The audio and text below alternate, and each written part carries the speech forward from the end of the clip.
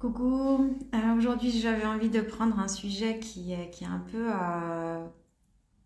difficile, mais c'est un exercice que nous allons aussi retrouver dans l'Odyssée du changement et c'est aussi pour ça que je voulais me prêter au jeu de cet exercice. Si vous voyez plein de cœurs autour de moi, ça fait partie de l'exercice, vous verrez le pourquoi du comment. Qu'est-ce qui m'a amené à faire ce live sur cet exercice aujourd'hui? C'est simplement comme vous le savez, je suis en train de lancer une formation, enfin, je ne vais pas dire ça, une formation, c'est un accompagnement de 3 mois sur l'Odyssée du changement. Accompagner en fait tous ceux qui me feront l'honneur de nous rejoindre dans cette Odyssée, de les amener à leur en fait transformation, à les accompagner à devenir la meilleure version d'eux-mêmes. Mais pour ça, il va falloir aussi aller à la rencontre de certaines parts d'ombre, n'est-ce pas? Et en fait, j'en ai fait un petit peu les frais parce que j'ai voulu tester un des exercices que j'aimerais mettre en place justement pour cet accompagnement-là. Et j'ai eu ce qu'on appelle une crise de guérison qui a été, je crois que c'est ma première crise de guérison aussi forte, mais surtout aussi flippante, j'ai envie de dire, où je me suis vraiment retrouvée à ne plus pouvoir du tout respirer pendant presque une heure où je respirais vraiment, mais en suffoquant. Donc je sais que j'ai fait une très très très très grosse libération, mais ça a été vraiment très flippant pour moi quand même, alors que je suis dans l'énergétique. Mais l'avantage d'être dans l'énergétique, c'est que justement, et c'est là où j'ai pu vraiment comprendre que c'était une crise de guérison que je faisais, c'était à un moment donné, j'ai entendu fait appel à l'énergie christique. C'est une des énergies avec lesquelles j'ai l'habitude de travailler. Et justement, j'ai simplement eu ce réflexe de poser mes mains sur mes poumons et d'envoyer cette énergie. Et là, ça s'est vraiment calmé. Et depuis, c'est juste, je vis un renouveau, vraiment. Et je voulais vraiment le partager avec vous.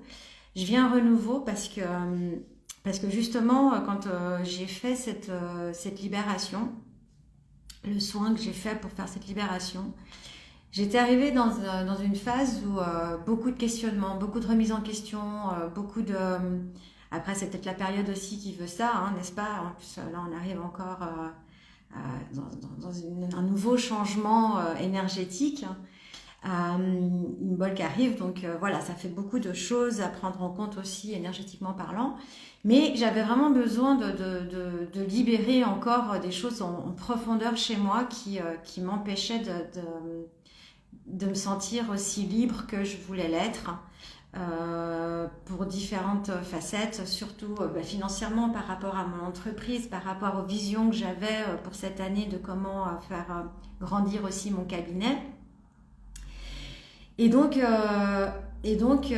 c'est assez impressionnant parce que la libération s'est vraiment faite aux poumons. Et les poumons, en fait, représentent vraiment cette envie de liberté, mais aussi cet emprisonnement. Et c'est vraiment cette sensation que j'ai eue, c'est je m'emprisonnais à l'intérieur de moi-même et je me coupais le souffle, je me coupais de la vie, de ma vie, en fait.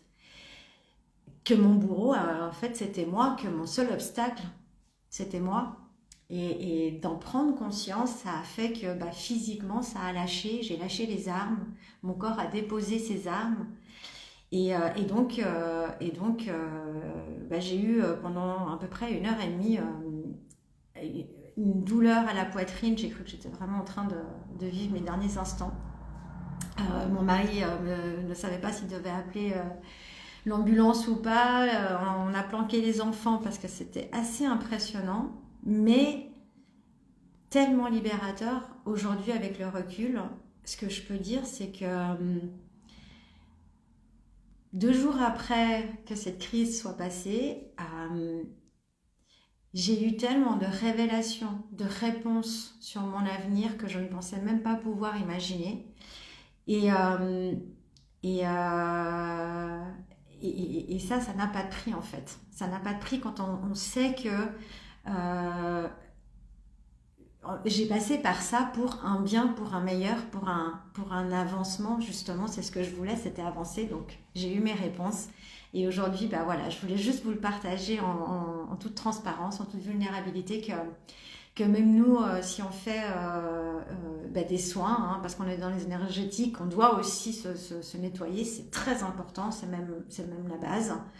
Et ben voilà, on a aussi des crises de guérison. Donc vous inquiétez pas, si vous avez des crises de guérison, c'est tout à fait normal. Et au contraire, nous les thérapeutes, on aime bien quand il y en a parce que ça démontre bien que le corps lâche et puis qu'il libère et puis qu'on peut enfin passer à autre chose. Donc voilà, petit aparté fait. Pourquoi je vous racontais tout ça? Donc justement, c'est parce que ça m'a amené à cet exercice-là que j'aimerais vraiment aujourd'hui partager avec vous. Pour la première raison, c'est qu'il m'a été partagé justement durant cette période où ça n'allait pas très bien et que je sens que moi ça m'a fait énormément de bien et donc voilà, c'est quelque chose que quand ça fait du bien on a envie de le partager. Ce serait dommage de garder ça pour soi, je trouve que c'est un peu égoïste et puis ça fait pas partie de mes valeurs. Et donc, ça, je vais vous le partager. Et aussi parce que c'est un exercice qui va aussi faire partie du programme de l'Odyssée du changement. Un parmi tant d'autres, bien sûr. Hein, je ne veux pas tout dévoiler, sinon ce serait pas cool pour celles et ceux qui se sont déjà inscrits. Mais voilà, ça fera partie en fait de ces exercices-là que j'ai envie de vous apprendre à faire tous les jours. Voilà. Donc tout simplement, c'est s'aimer dans son imperfection. Qu'est-ce que ça veut dire? Déjà, s'aimer tout simplement, c'est pour certains ou certaines, c'est pas facile. Je peux le concevoir parce que j'ai moi aussi été ce genre de femme qui ne s'aimait pas, qui ne s'acceptait pas, qui a pensé au suicide, comme vous le savez. Enfin, je ne veux pas refaire l'histoire. Toutes ces choses-là, c'est quelque chose que j'ai vécu et que j'ai pu dépasser, surmonter. Et en fait, comment est-ce qu'on fait ça? Tout simplement en se répétant des petites phrases, en se plaçant toujours dans cette partie du cœur et non pas du mental. Même si l'ego, en fin de compte, c'est quoi? L'ego, c'est tout simplement des parts de votre âme qui n'ont pas encore été reconnues. Donc, si vous êtes trop dans le mental, c'est que vous avez encore trop de parts de vous-même que vous n'avez pas mis en lumière, que vous n'avez pas reconnues et que vous n'aimez pas à leur juste valeur. Donc, cet exercice, il va aussi vous accompagner, vous aider à lâcher prise, à faire en sorte que ce mental, gentiment, il laisse place à votre âme, en fait, à qui vous êtes. Mais pour ça, il va falloir aller retrouver et aimer ces parts de vous. D'accord? Donc, comment est-ce qu'on procède? C'est assez vulnérable, c'est assez... il faut vraiment être sincère quand on fait cet exercice. Moi, je vais l'être avec vous aujourd'hui. Donc, voilà, s'il y a des émotions qui montent, je vais les laisser monter. C'est vraiment ce qui est important, c'est d'être dans la sincérité, dans la vulnérabilité. Là, il n'y a pas de faux semblant.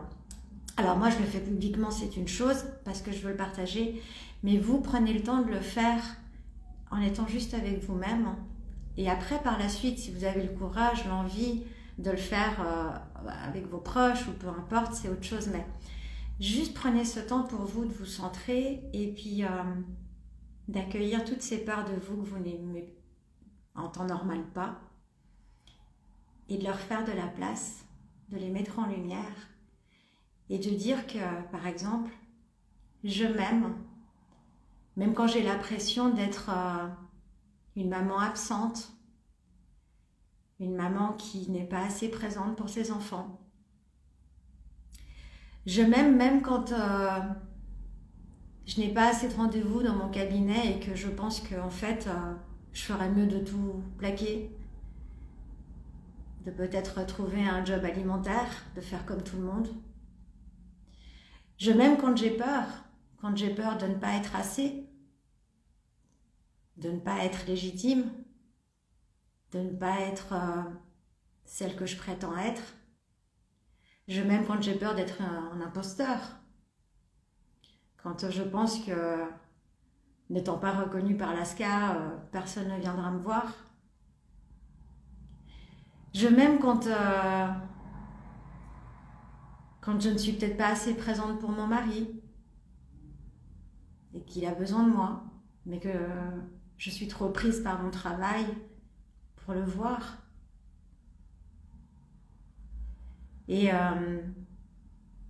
je m'aime aussi quand je me dis que ce mois-ci, on n'aura peut-être pas assez d'argent pour offrir des cadeaux à nos enfants ou pour finir de payer les factures. Parce que justement, j'ai une passion et que pour moi, c'est ça mon avenir. Mais je m'aime aussi quand je me dis que peut-être je devrais peut-être reprendre un job alimentaire comme complément. Je m'aime quand je pense que je n'ai pas assez d'amis autour de moi et que parfois je me sens seule. Je m'aime quand je pense que j'aurais pu faire plus, j'aurais pu faire mieux, j'aurais pu faire autrement.